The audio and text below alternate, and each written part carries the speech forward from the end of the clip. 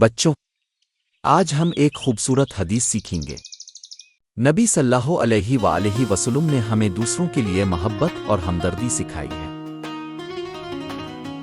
نبی صلی اللہ علیہ وآلہ وسلم نے فرمایا، تم میں سے کوئی کامل ایمان والا نہیں بن سکتا جب تک اپنے بھائی کے لیے وہی پسند نہ کرے جو اپنے لیے پسند کرتا ہے۔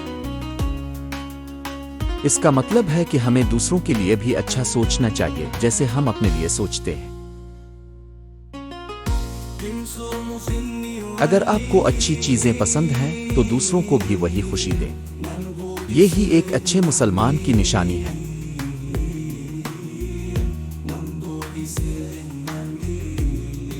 بچوں، یاد رکھو، سچا مسلمان وہ ہے جو دوسروں کے ساتھ ویسا ہی برتاؤ کرے جیسا اپنے لیے چاہتا ہے۔